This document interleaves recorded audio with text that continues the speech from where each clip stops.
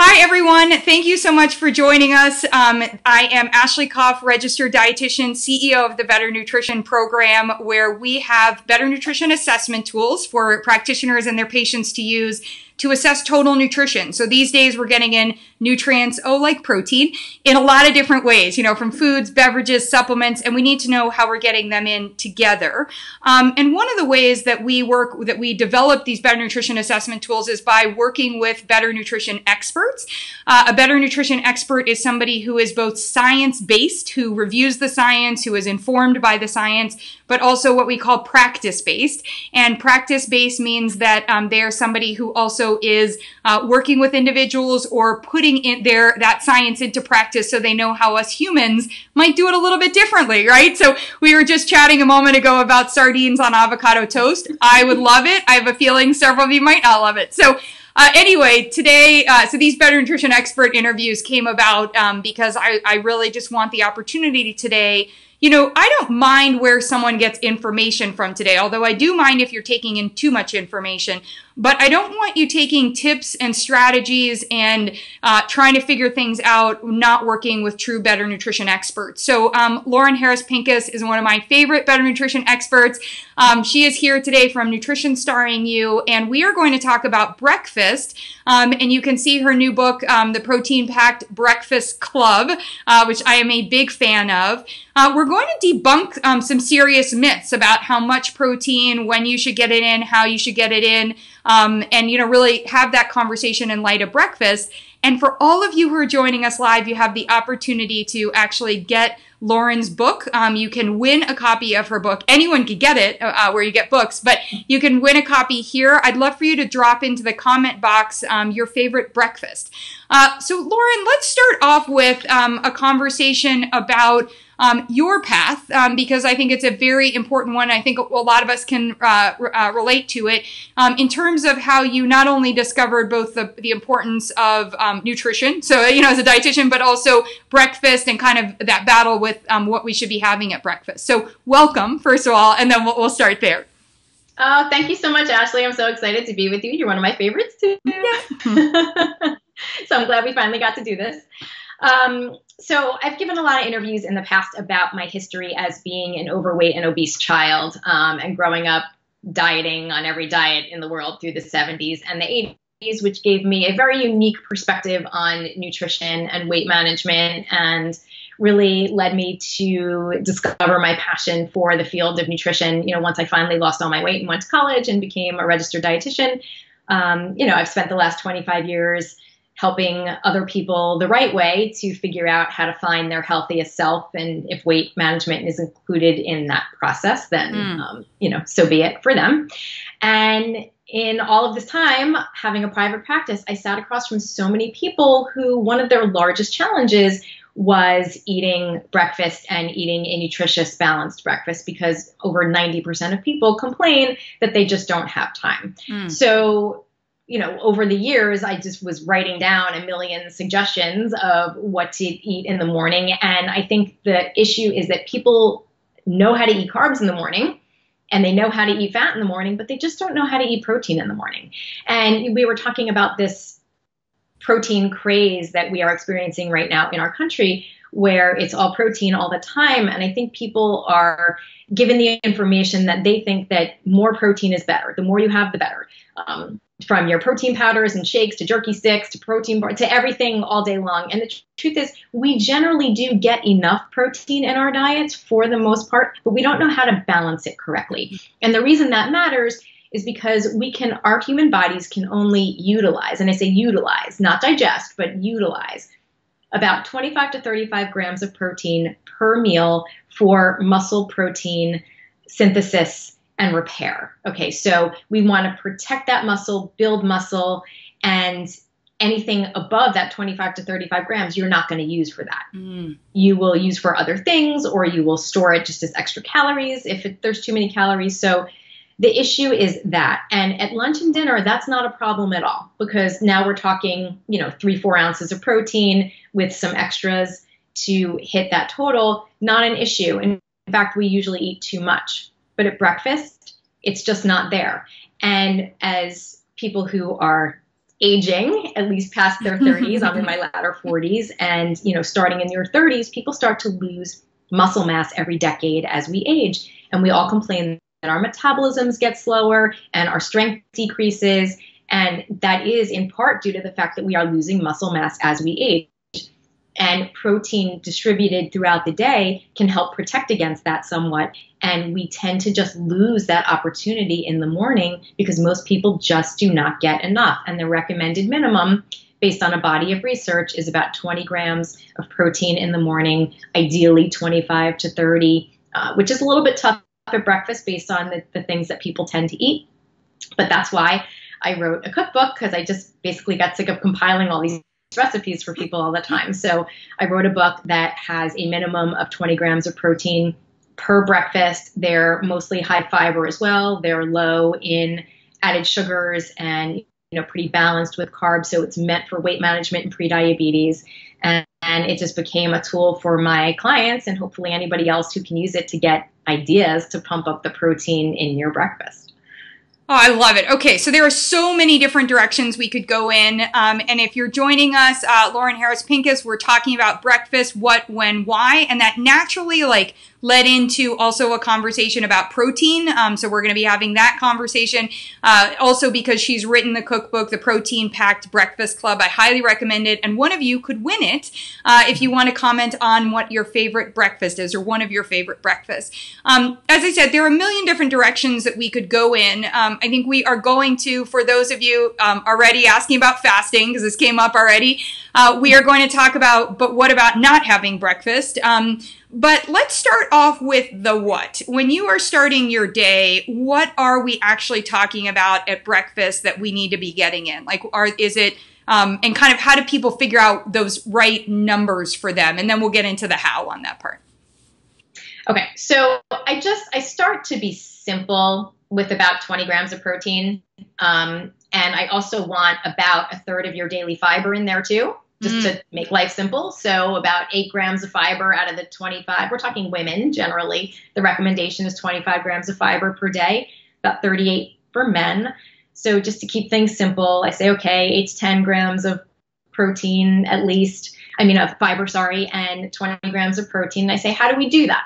So I tend to start with something that is either the protein focus. So either some form of dairy like cottage cheese, Greek yogurt, some kind of protein powder, could be eggs, could be a higher fiber tortilla, for example, with scrambled tofu and beans. There's so many ways that we can do this. And I'm going to interrupt. I'm going to interrupt because Bob sent a question / comment in that part. So I'm curious what you think about this one. He's like, I really enjoy scrambled eggs and avocado. I only use 1 full egg and 3 whites. The cholesterol scares me a bit, so I've cut back on that. So as you're putting those numbers together, I don't think most of us know. I think if you ask most dietitians, we wouldn't necessarily be able to roll off of our tongue how much protein, is an egg enough protein? Or when you're doing 3 egg whites, is that going to get you sort of to the same as having had the 2 eggs that you had before? So let's do a little of the protein math for Bob on this part. Yeah. So my little brain computer calculator, people make fun of me, my dietitian friends, if they think I'm like a calorie computer.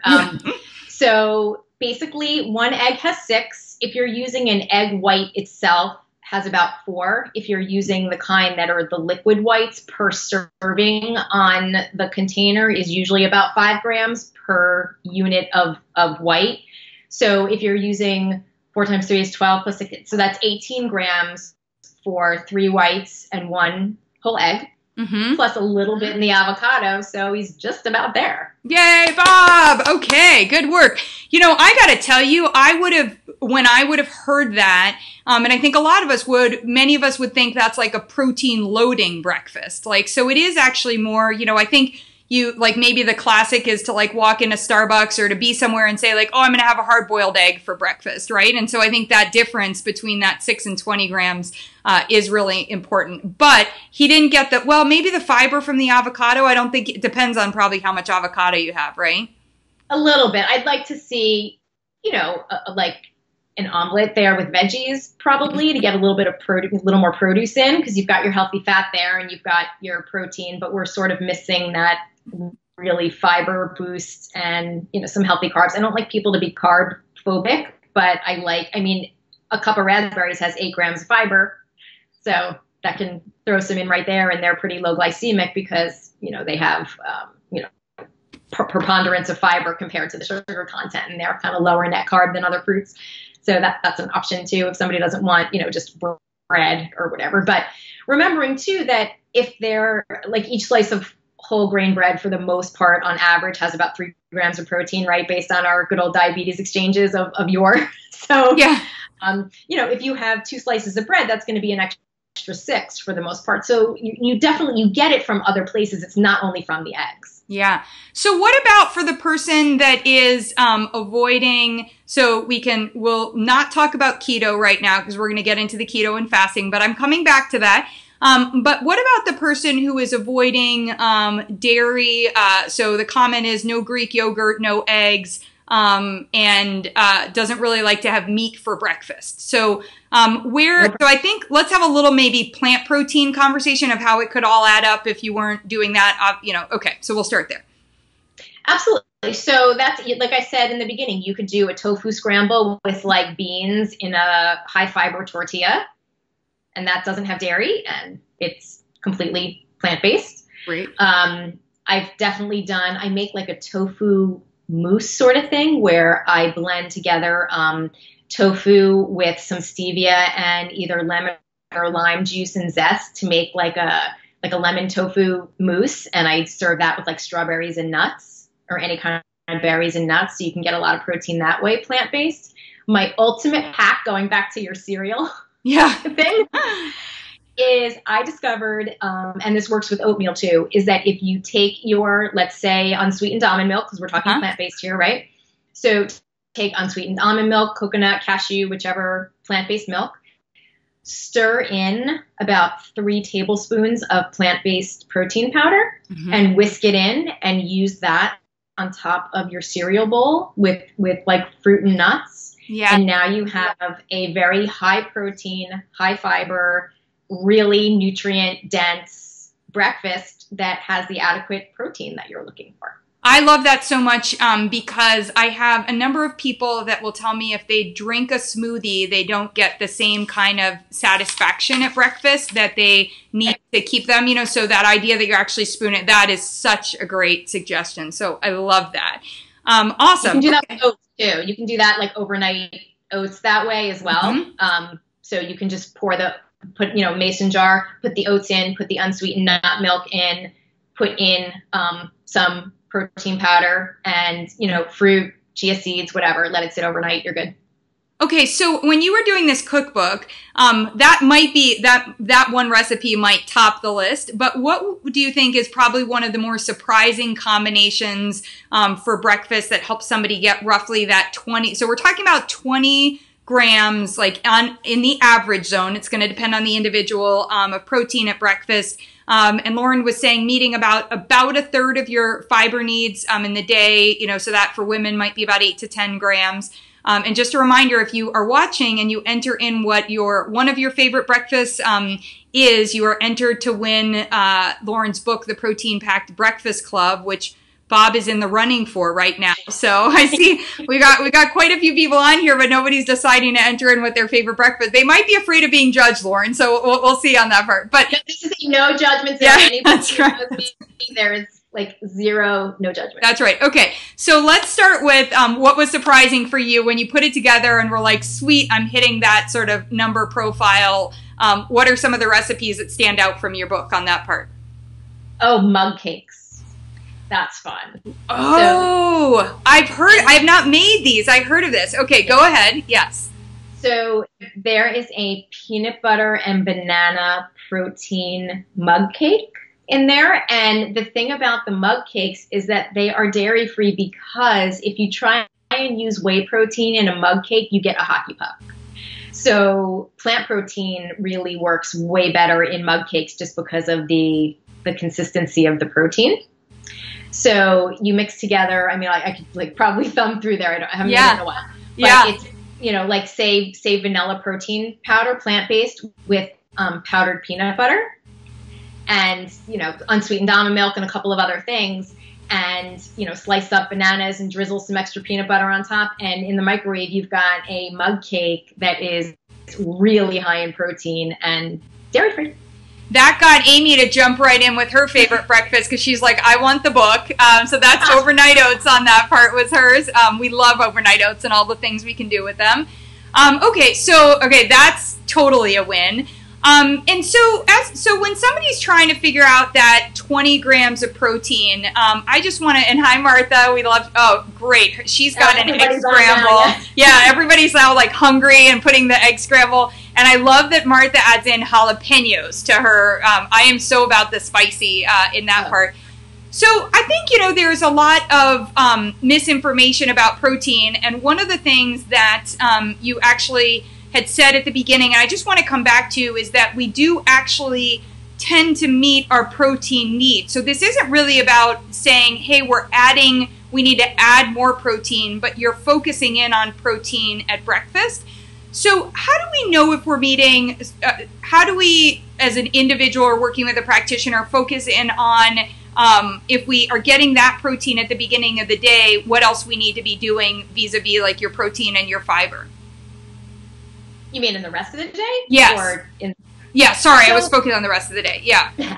Like I said, the problem really is the breakfast, because when you think about it, like I said, for the most part, if we're talking 25 to 35 grams that's recommended at a time throughout the rest of the day, if you eat anything that has protein in it, really, at lunch or dinner, which most people do, I mean, unless you're literally making a bowl of like plain pasta with marinara sauce, you're gonna get that 25 to 30 grams of protein probably in your meal. Like most meals that I've ever analyzed from people, it's pretty rare to have a problem reaching that 25 to 30 grams just from a regular balanced plate. Great. That was a key one because somebody was asking a question about later in the day, they're trying to add protein. Okay, I have to run through and share with you because people, I think they're bragging, but also I think they want to know if these are right, and they're definitely going for your book. So Jackie was saying she typically says she doesn't eat the entire breakfast at one time due to time, so she's splitting it up. She starts with a bagel thin with peanut butter, then she'll have a piece of fruit and Greek yogurt or 2 hard-boiled eggs and a piece of fruit. So what do you think about that concept of splitting it up if it's time, like maybe you're getting ready and then you're getting to the office, or you just are splitting it up? Is there a time frame in which we need to get the 20 grams? I don't know if anybody's done research down to that nitty-gritty point. I think the key is to provide it, relatively divided, as opposed to not eating all day until 2 p.m. and not getting in anything and then trying to flood it in. You know what I mean? So what I would say is, since the bagel thin and the peanut butter is really pretty light in the protein, I would see if we could swap the higher protein piece, the Greek yogurt or the eggs, a little earlier, just to know that you've got it in. Awesome. Because remember, you fasted overnight. So if you use up your glycogen stores, then your body's looking for an energy source. So, if you're working out, for example, and you're working out fasted and you've got no glucose available to use, you may be using up some of that muscle. Yeah. You're getting quite a few hearts and thumbs up from that one. So thank you very much. To you. And Darlene is saying she likes to have an egg, half a banana, and a protein powder pancake. How does that sound? That sounds pretty good. Yeah, right? The pancake sounds delicious, so I'm in on that part. And Martha's asking, what is an ideal breakfast? Oh, Martha, I never say there's anything ideal. It's always about what's better. But because she may have popped in a little bit later, let's go over sort of what you were rounding out as the nutrition goals for how we're putting that breakfast together. So protein, produce, always, every meal. So breakfast isn't special in that sense. Every meal should have protein and produce. So however we do it, fruits or veggies in there to get your fiber and all those antioxidants and phytochemicals and everything that we need to help live healthy lives and prevent disease, right? So some form of protein, some form of produce. It could be savory, it could be sweet, it could be a veggie omelet, it could be our cereal bowl with the protein powder and the almond milk with fruit and nuts. It could be anything as long as we're getting the most nutrients available in the morning to really get your day going properly. Oh, I love that. Okay, so let's talk about getting your day going, because there is just this total debate on breaking the fast. So on the one hand, there are some people that really wake up, they say they're not hungry, I don't want to have anything, or like it will bother me to have something. There are other people that are like, I want just my coffee, like I don't want anything else. So yes. What is the, how does one, like if that is a patient or someone talking to you, how do you handle those two scenarios?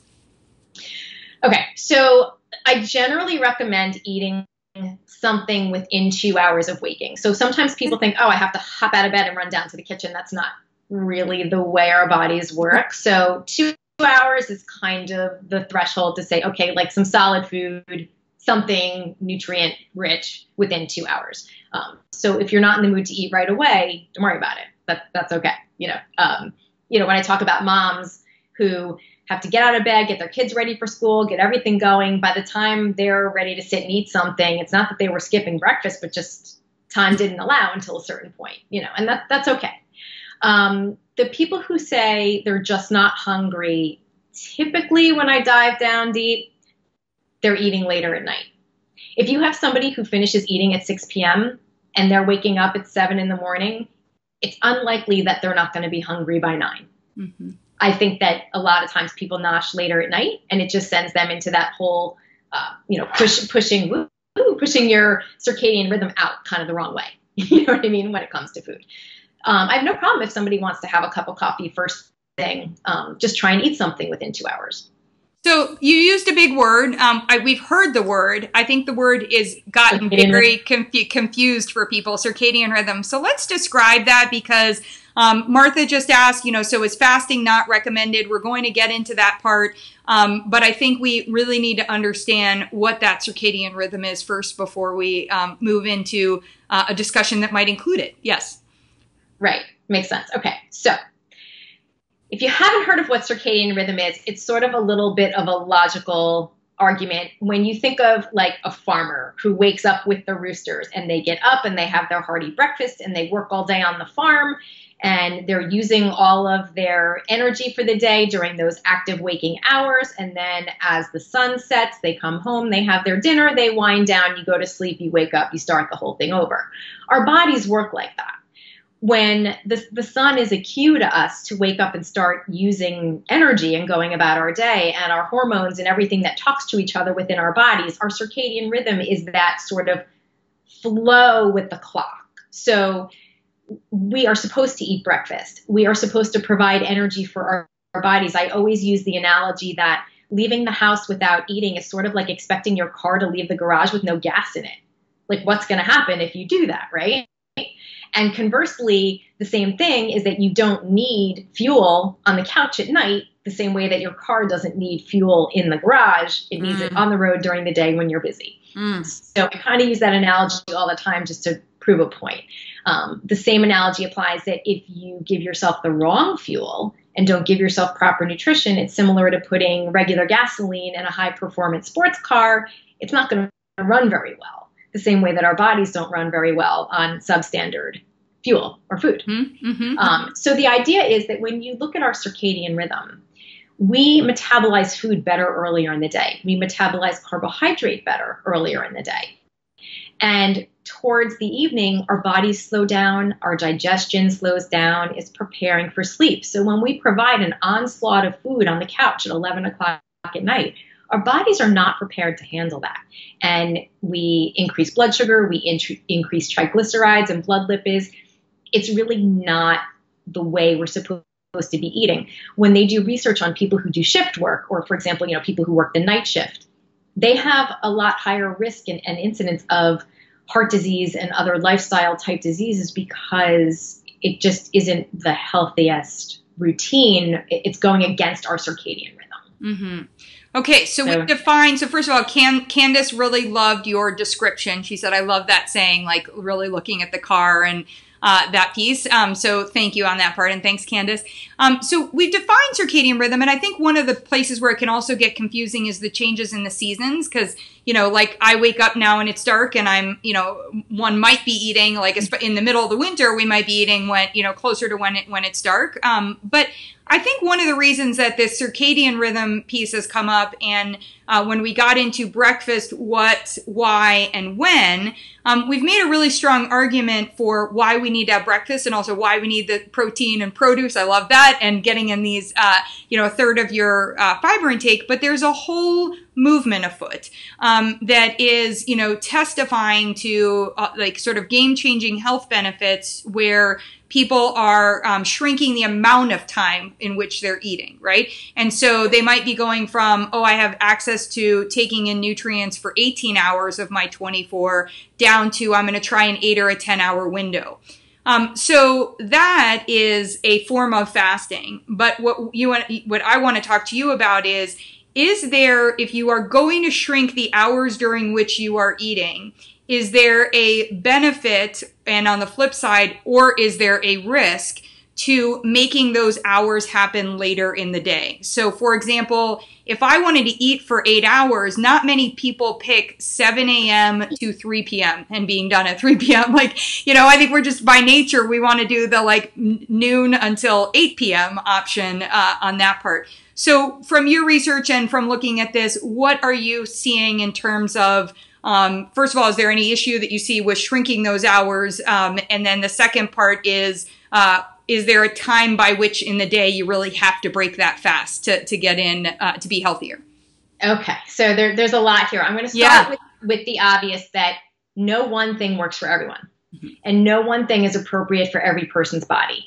So I do actually see some benefits to intermittent fasting. There's some preliminary research on humans. Most of the things that we've been going on have been on animals, which, as we know, don't necessarily translate to humans. But there is some emerging research on humans and benefits to just allowing your gut to rest like that, and have some anti-inflammatory benefits and other things relating to aging and that kind of stuff.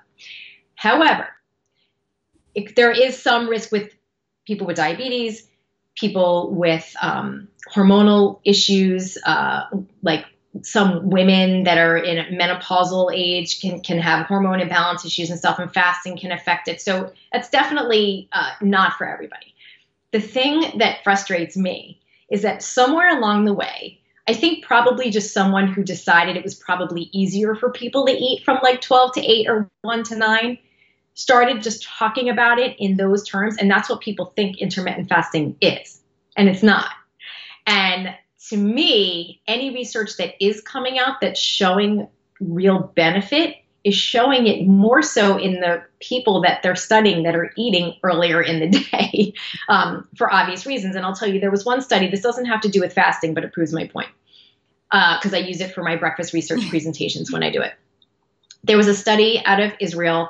I forget the author's name, begins with a J, like Jacobowitz or Jakubowitz or something like that. They did a feeding study of people, which isn't too common, right? Because it's hard to do studies on people where you feed them. And it wasn't a huge study, but they fed 2 groups of people, overweight women. Okay. They fed them 1,400 calories, both groups, the same exact food and the same exact calories. But in the 2 groups, they mirror imaged breakfast and dinner. So one group had a 700 calorie breakfast, 500 calorie lunch, and 200 calorie dinner. And the other group was the flip, 200 calorie breakfast, 500 calorie lunch, 700 calorie dinner. Same exact food composition, same exact calories. And I think it was a 12-week study, I believe. And at the end of it, the people who ate the larger breakfast lost 2.5 times as much weight. Much better glucose control, waist circumference, insulin levels, triglycerides, all of that. Same food, same calories in. Okay. The difference was the timing, which I think is incredibly significant, because it's not just about calories, and it's not just about, what you eat, it's when as well. And the people who ate, and it's only 1,400 calories, so this was not a high calorie diet, right? And the people who ate the larger dinner increased their triglycerides on a 1,400 calorie, mostly high protein distributed diet. if you look at the food they were served. So that just is really, again, it's not a large study, but it just proves a point that we really are meant to eat earlier in the day. Mm-hmm. So this whole thing with this intermittent fasting, I'm fine with intermittent fasting, but eat 9 to 5, 9:30 to 5:30, 10 to 6. Cut it off so that you are getting the breakfast in the morning and that your larger meal isn't late, because we know metabolically there isn't a benefit to having a later meal like that. Right. Yeah, I think it just is like, we just need to, and Patty was like, she loves the protein and the produce. I love that too. Like, just think, okay, protein and produce, protein and produce. Yeah. And thank you, Reed. Reed's saying great information for both of us. Thank you so much, Reed.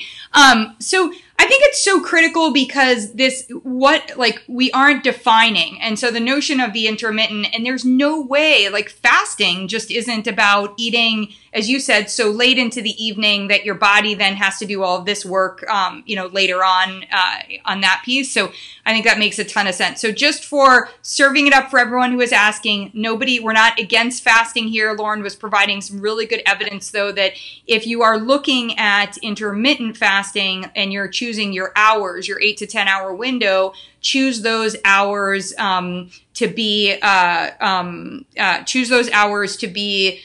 earlier in the day so that you're done earlier. So that's going to be a key piece on that part. Now, of course, that has to match your lifestyle. Like if you are going to work in the evening, et cetera. So something else that came up as a question around this protein thing is food combining. So there was a question about, well, I thought if I'm having fruit, I'm not supposed to have protein. I was trying to have them separate. And Smile, go for it. Yes. Were you around for that Fit for Life diet in the 80s? Totally. Yeah. Even worse curly bad hair at that point. Yes. 100%. I think I had like this at that point. Yeah, totally. Like I said, did every diet. I'm sure I did that one where you were only allowed to eat fruit for breakfast and then you weren't allowed to combine like protein and carbs at meals. Yep. It is absurd. That is absurd. For no other reason than we have digestive enzymes that release at the same time. So if you know anything about human biology, if you have a piece of bread, there's protein in it. Mm-hmm. You're releasing digestive enzymes for that protein when you eat a piece of bread. So it's just absolute nonsense. All it is a diet of avoidance by saying, oh, I can't eat pizza because there's protein and carbs on it, or I can't eat a cheeseburger because there's a bun and bread. It's basically taking apart all those combo foods that are higher in calories, and by saying you can't eat them, it just made people have fewer choices, I think. It really is, there's nothing to that diet. And we also know that, for example, you don't want to ever just eat fruit by itself because it's pure carbohydrates. So you're going to get a quick digestion of that. You're going to, raise your glucose potentially and then be hungry really quickly again because there's no protein and no fat to steady or slow the digestion of that carbohydrate. Yeah, I feel like right now Mother Nature is just like, are you guys kidding me? Like, I didn't make one food. Like, every food that you're thinking about has these different, components to it. So I think it's silly, and it's also something we could probably only accomplish by eating high processed food. So, silly on that part. I think where they were coming from was digestive issues. And so I would say this is that if you have such significant digestive issues, those need to be addressed. Not start following some food combining protocol. Actually tune up your digestive system. So Candace is asking, what about vegans? And I don't think she's asking it related to the food combining. I think she's asking it to the protein. Yeah, let's go to Candace. Correct me if I'm wrong, but I think you're asking about breakfast and protein needs. We did touch on that earlier with these amazing recommendations for how to make an almost like a pudding from tofu and a scramble and some of these things. But I think there is a question that I know there's an organization that's working on, which is looking at the bioavailability of plant proteins. But do you consider 20 grams across the board? So if I'm having, I love hemp seeds, right? And 3 tablespoons of hemp seeds will give me 10 grams of protein because it's a complete protein. I'm going to say, okay, I could have that with chickpeas or whatever, and I can meet my goals. But what about this broccoli? And she said, yeah, what about this? I get my protein from broccoli. So let's unpack a little bit of maybe the plant protein myths and opportunities. Right. So, like I said, most vegetables per serving. So, per serving, Diabetes Exchange is a half a cup of a cooked vegetable is a serving. That's going to have, on average, 2 grams of protein. So, you would have to eat a lot of that. I can't speak to the bioavailability of the plant protein. I really am unsure as to where the recommendations are for that in the 20 versus 25 versus 30. I would say, though, that, the hemp seeds, 3 tablespoons of hemp seeds, that's a lot of hemp seeds, right, to get 10 grams of protein. And that's a lot of calories, too, actually, because they're mostly fat. So in order to get the protein, you're going to have to consume a lot of fat with it. So that's the thing about, vegan protein sources. It's a little more challenging because they're not quite so isolated. You're getting a lot of, carbs and fat as well in different vegan protein sources, which is fine, but you just have to be a little bit more cautious. So, for example, to me, a fantastic vegan protein is something like powdered peanut butter, because 2 tablespoons is going to give you 6 grams of protein for only about 50 or 60 calories. So you can do a lot with that if you're mixing it into a plant-based yogurt, for example, that isn't so high in protein, but you're adding in the peanut powder, you're going to have a boost there. Yeah. Or for example, obviously a lot of people also don't like to do processed vegan, but, plant-based protein powders are a great way to, boost if you've got a deficit there. I just would be a little bit cautious with the plant-based protein powders, though, because a lot of them can test high in metals, just because of the nature of the fact that it's plant-based in the soils. And, I've actually had patients that had high liver enzymes from having too much plant-based protein powder. And when they got rid of it, it came down. So, sometimes you just have to be a little bit careful and check consumer labs and those other things to see if they've tested the different brands of the protein powders for heavy metals and things. Yeah. And just check with that. Yeah. Super, super important points. And I think a diversity, in anything like plants or animals, that's going to make a significant difference. So Patty is asking, we've got a bunch of questions coming in. Patty's asking about cottage cheese for protein. You brought that up earlier. How would I reach my 20 grams incorporating in cottage cheese? Okay. So it's funny because I'm a super cottage cheese fan. I put it in everything. I blend it into smoothies. I make like breakfast tacos out of it with strawberries. And I love my cottage cheese. It's a little sick. The thing about cottage cheese, though, is that each brand is different, and you actually have to look at the labels because a lot of them use starches and fillers. So you're getting a lot of carbs in there and not as much protein. So on average, if a half a cup of cottage cheese is about 90 calories, you can get anywhere from 10 to 16 grams of protein in that same 90-calorie half cup, and that's enormously different, right? So, 3/4 of a cup of cottage cheese is largely going to get you to that 20 grams, Great. Which is easy. Awesome. And then Brenda is asking, what about almond milk for protein? Almond milk has 0 to 1 grams of protein unless you get the fortified kind. Like, there's some that are fortified with like pea protein. But almond milk itself does not have protein from almonds. And part of that is, I think cashew could be a little bit higher, but, you have to use that nut bag and squeeze out, you basically get almond water, like when you're making that. So we're pretty minimal on that part. Patty, you joined late and we're so happy to have you. So no apologies on that front. So Martha's struggling, because she's got, with Hashimoto, she's, been advised to avoid gluten, dairy, soy, and almond-based products. I love wild salmon. Do you like wild salmon? Sardine? We talked about sardines. What are some other things? And she says she likes the idea of plant-based protein as a great way to go. When you're avoiding all of those things, any advice in terms of from a protein standpoint other than that? I would definitely tell her to see an RD, because that's the kind of thing that takes a lot of planning when you're avoiding so many things that are the things that you're looking to include in your diet when you're trying to reach something. Look, there's definitely options. You just have to be more careful, obviously. So if we're avoiding, if we're avoiding gluten and dairy and soy, then we're a lot more limited. Then you're looking probably more at like the pea-based proteins, and things like powdered peanut butter that can give you nut-based things without as much fat. And other protein powders or bars that are vegan, that are just less, with fewer ingredients, that don't have, those ingredients that you're looking to avoid. And there's this great Protein Packed Breakfast Club book that we can scour through with your RD and go through what you could choose. Final question, unless somebody pops in with one that they absolutely must have answered.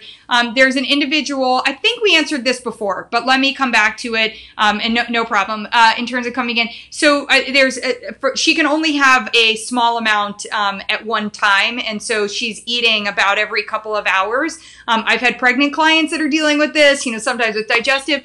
So if that is the case, what would you say, we talked about this before, there, like in terms of an ideal window, but just with breakfast, is there a minimum, or like if you have to have a smaller amount of something, maybe, I guess, like, let's just use the size of one egg or about 3 ounces. How soon after are you trying to get something in as your like sort of next, like, is it better to eat again sooner, or is it better to space it out a little bit, or is that individual? I would say it's individual. I'm not sure the research has looked at it that specifically as to like 1 hour versus 2 hours versus 3 hours. They just sort of call them like eating windows as, meals or snacks. So, again, it's not like if you don't get in 20 grams, lightning's going to strike you. I would say, do the best you can. If you can't eat small meals, as long as you're eating small meals that are protein rich, it doesn't really much matter if you're eating really small meals and we're only doing our, cornflakes and almond milk that has no protein. Yes. I would be more concerned, That's right. And Sarah, for you, we have our, at the Better Nutrition Program, we have our protein-rich soft foods menu that you can go through, again, with your practitioner, designed for whether it's bariatrics or somebody else that's working on that piece. I think that's a really important thing, or you can take Lauren's recipes and you can look at, depending on which ones have the ingredients that you want, maybe it's like taking that mug cake and having a smaller amount of it, etc.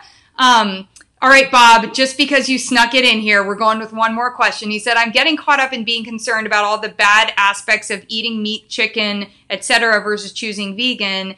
Maybe I shouldn't be scared about animal protein, but I debate it in my head all the time, and going meatless is hard. It is. Wow. And I just left you with a whole can of plant or animal worms in front of you. Yes. Lauren, what are your final thoughts on how can we all get along? Okay. Again, each person is an individual. There are no steadfast rules as to what you should or shouldn't do. It's absolutely personal. If going meatless is hard, go meatless an extra meal or 2 a week. It doesn't have to be 100% all or none. And that's true of anything in nutrition. It doesn't have to be all or none. There are rare days where there's an absolute right and an absolute wrong, 100% one way to the other, in a polar sense. So I would always say, whatever you are comfortable with, go with. And, if you find it really hard, I would rather you be content than stressed out all the time that you're trying to eat meatless and you can't do it. Mm-hmm. Just listen to your heart and your body, because, there are people who go vegan who feel better than they've ever felt. And there are people who go vegan and feel lousy. Not every body is the same. We all have different genetic makeups, and they are doing studies on people to sort of determine that there are some people who do better being vegetarian, for example, and some people who do not. Yeah. So it's not even only a matter of choice and conviction. It's a matter of how your personal genetic code may influence your health and what you eat, which is a whole nother level. Yeah, that's another, go watch my interview with Amanda Archibald on your genetics and culinary genomics. And I would agree. And I think the piece you were just talking about with some potential concerns with plant proteins and really needing to vet that, at the end of the day, animal or plant, you really need to look for better quality. And so I think that's going to be a driving factor too, in terms of what you're consuming. So Lauren, I kept you for an hour. I intended 30 minutes. I am so grateful. I knew when we started this conversation, and everyone here, so many claps, and thank you. So Lauren is going to pick a winner, and she's going to drop in and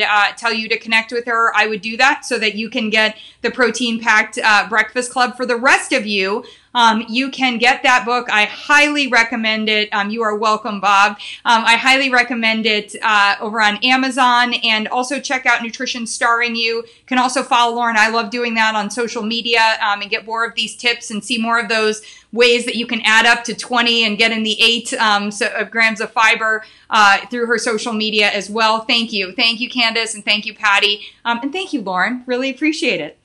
Thank you so much, Ashley, and everybody too. You know, my website, nutritionstarringyou.com, has a ton of free recipes and a lot of breakfast ones too, because it tends to be my passion. So you can check out the types of recipes that would be in the book, or, you know, there's usually some iteration of it on my website in a different flavor, or, you know, kind of different recipes. So there's a lot to check out there too as well.